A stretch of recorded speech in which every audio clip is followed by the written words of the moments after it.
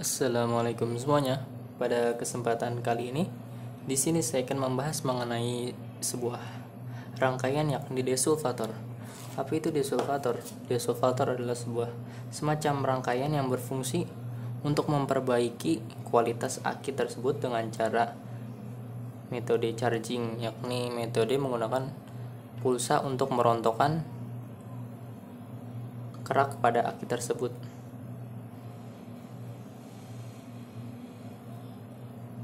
Sebagai contoh, di sini saya memiliki dua buah aki SIM-OS dan juga Motobit NTEC X9 yakni 9 ampere horse. Di sini saya memiliki aki untuk yang berwarna kuning adalah aki yang bisa dikatakan sudah mati ataupun rusak dikarenakan sudah kurang lebih hampir 2 tahun tidak digunakan atau tidak dipakai, yang menyebabkan aki tersebut shock ya, dengan tegangan output yang turun beserta arus outputnya yang kurang powerful. Dan juga di sini saya sudah melakukan desulfator pada sebuah aki SIM-OS dari sebuah lampu emergensi yang kisaran waktunya adalah sudah berumur kurang lebih dari 10 tahun. Pada sebuah lampu emergensi dengan lampu tipe TL yang berbentuk bulat dengan casing yang berwarna kuning. Mungkin kalian tahu mengenai lampu emergensi tersebut. Untuk merek adalah SIM-OS Silat Rechargeable Baterai dengan kapasitas adalah 4,5 ampere horse yakni 4,5 ampere per jam. Constant voltage charging untuk tegangan chargingnya adalah cycle use 7,2 volt hingga 7,5 volt, dan untuk standby use 6,75 hingga 6,9 volt. Untuk arusnya adalah kurang dari 1,2 ampere. Pada sebelumnya aki di sini saya memilikinya sudah keadaan rusak dikarenakan sudah tidak terpakai hampir lebih dari 5 tahun dikarenakan lampu emergensinya sudah rusak. Maka dari itu saya coba membongkar aki tersebut dan mengisi cairan pada aki ini menggunakan air aki yang berwarna merah pada masing-masing lubang. Untuk takaran cairannya ataupun airnya kira-kira mungkin sekitar 10 atau 20 mili pada masing-masing lubang agar membasahi kapas ataupun semacam sel-sel aki tersebut agar mampu menyimpan aki. Setelah saya isi menggunakan cairan aki berwarna merah dengan botol berwarna merah, saya melakukan charging yakni dengan metode switching ataupun pensaklaran agar memperbaiki kualitas aki ini. Di sini saya akan melakukan pengukuran pada aki tersebut menggunakan multimeter.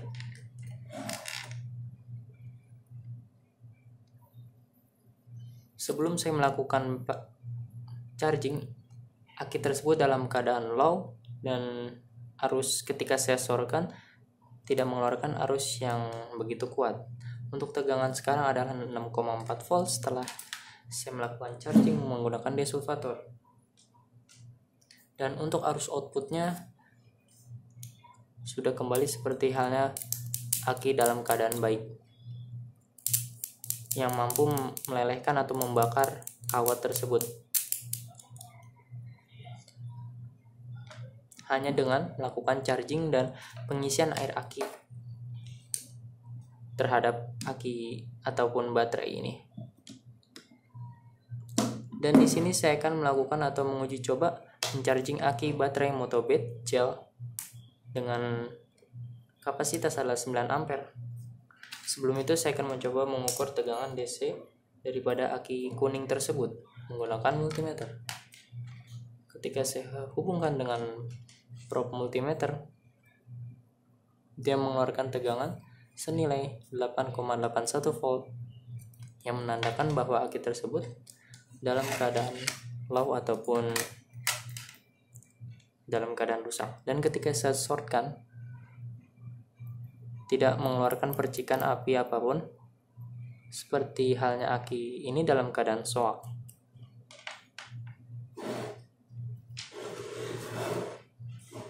Untuk tegangan pengisiannya adalah voltase pengisian senilai 13,6 hingga 14,8 volt. Dan untuk mengenai rangkaiannya, di sini saya sudah menggambarkan beberapa rangkaian.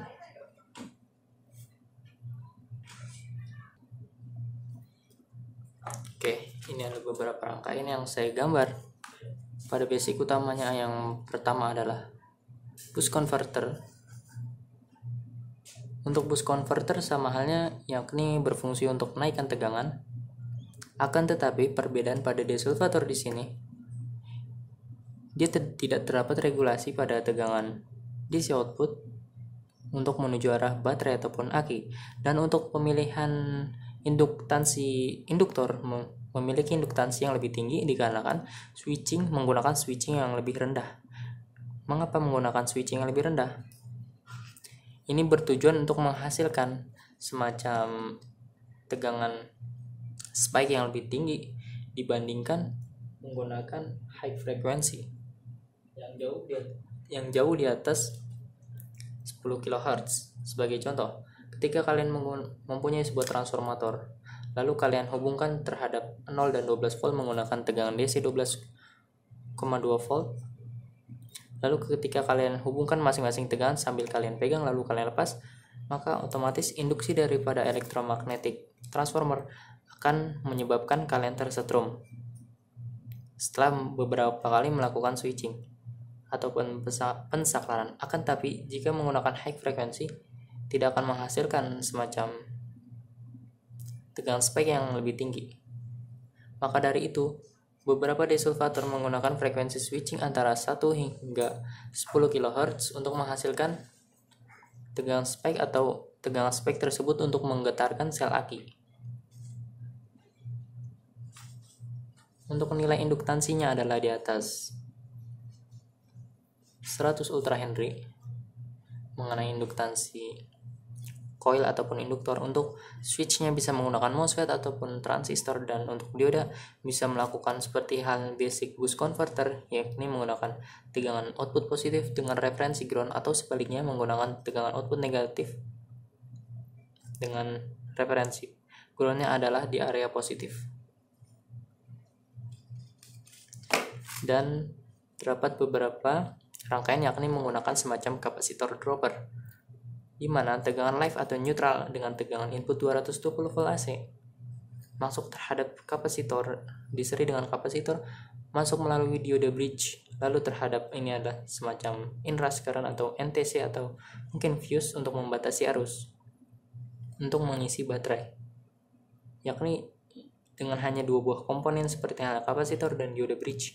Untuk penggunaan diode bridge menggunakan diode di atas 500 volt DC atau mungkin 1000 volt lebih baik dengan arus pemilihan 5, 10, 15, 25 atau 30 ampere, 35 ampere maksudnya untuk pemilihan diode bridge-nya atau diode jembatan. Lalu DC output positif langsung kalian hubungkan terhadap baterai ataupun aki.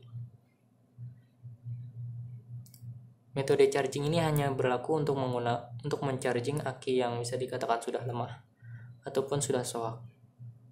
Dikarenakan tidak terdapat regulasi pada tegangan DC output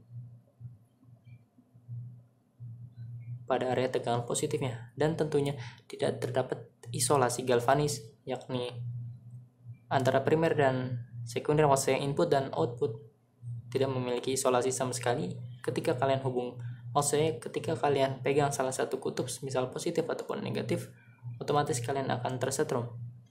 Rangkaian ini disebut dengan dropper, kapasitor ataupun transformerless yang hanya mengandalkan kapasitor dan dioda.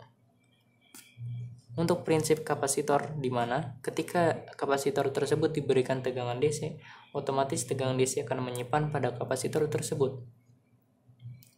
Namun ketika kalian berikan tegangan AC input, otomatis tegangan AC akan melewati daripada kapasitor tersebut.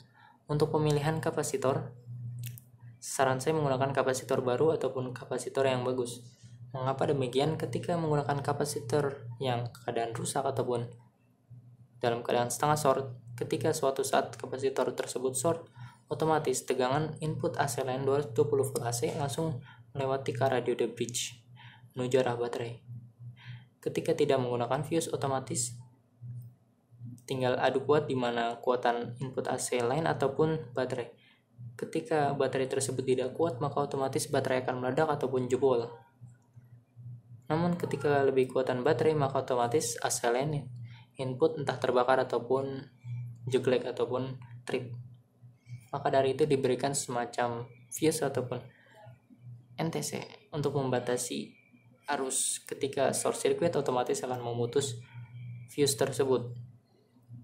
Untuk mengenai kecepatan charging untuk rangkaian transformerless ditentukan oleh kapasitansi daripada kapasitor tersebut.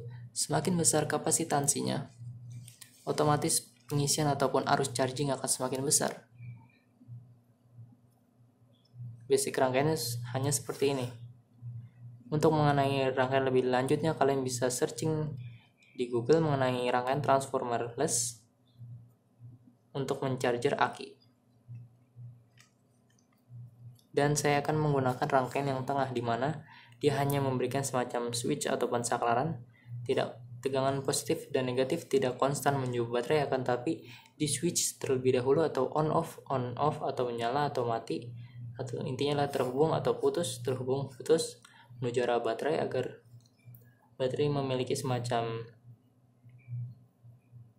desulfator out, agar baterai ataupun aki lebih awet. Dan untuk mengenai IC PWM, terdapat beberapa IC PWM sepertinya NE55, C38 mungkin, T494, SG3525 mungkin bisa, IR2153, IRS2453, atau menggunakan microcontroller seperti halnya IC program. Untuk mengenai duty cycle-nya, duty cycle digunakan di atas 80% agar menghasilkan tegangan spike daripada induktor lebih tinggi, agar mampu menggetarkan aki ataupun baterai tersebut. Pada basic boost converter, di mana tegangan DC output memiliki regulasi. Regulasi diambil daripada tegangan DC output dengan mengandalkan tegangan pembagi, yakni voltage divider. Akan tapi pada desulfator tidak menggunakan hal demikian, yakni langsung menuju arah DC output tanpa melakukan regulasi pada tegangan DC output. Dengan frekuensi switching antara 1 hingga 10 kHz dengan nilai duty cycle di atas 80% atau bahkan maksimum sekitar 98% untuk menghasilkan tegangan spike yang lebih tinggi. Di sini saya akan memasukkan tegangan input 14 volt DC, lalu akan saya hubungkan terhadap baterai dengan rangkaian semacam driver high frequency saya. Oke, video ini mungkin saya akan lanjut nanti ketika sudah melakukan proses pencharger daripada aki kuning.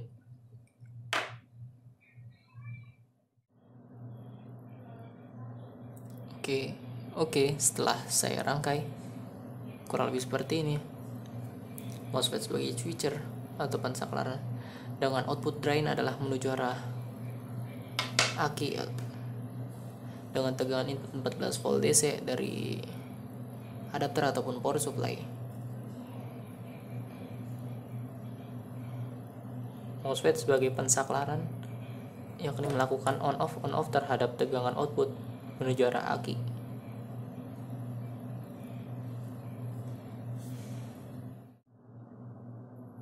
Oke, setelah saya lakukan desulfator pada aki motobed gel menggunakan sistem rangkaian semacam switch, yakni seperti halnya rangkaian speed controller atau DC speed controller yang menggunakan IC PWM NE55. Di sini saya akan mengecek tegangan setelah saya melakukan charging plus desulfator.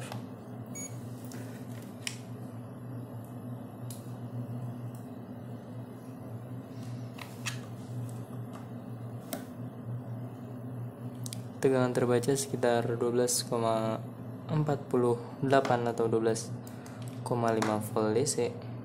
Dan di sini saya akan mencoba mengetesnya tes ringan, yakni dengan mensortkannya menggunakan sebuah kabel. Pada sebelumnya ketika aki ini belum dilakukan desulfator, arus outputnya ketika saya sorotkan bisa dikatakan tidak ada sama sekali, yakni tidak dapat atau tidak mampu membakar sebuah kabel. Akan tapi setelah saya sortkan,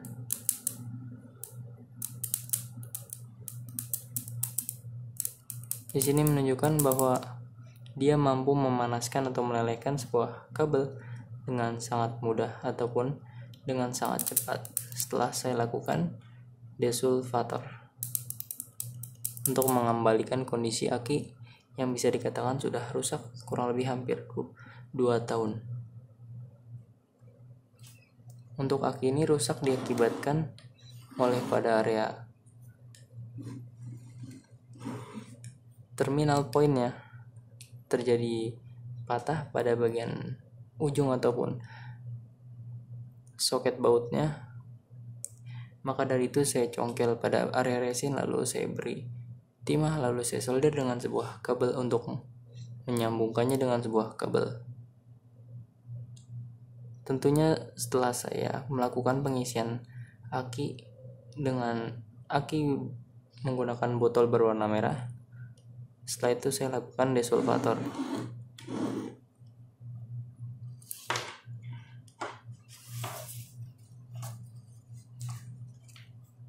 Ketika dari rangkaian ini saya sarankan menggunakan rangkaian atas dan rangkaian bawah. Rangkaian atas menggunakan IC PWM ataupun switching seperti halnya basic boost converter, dan pada bagian bawah menggunakan semacam capacitive dropper atau transformerless untuk melakukan pengisian aki ataupun baterai.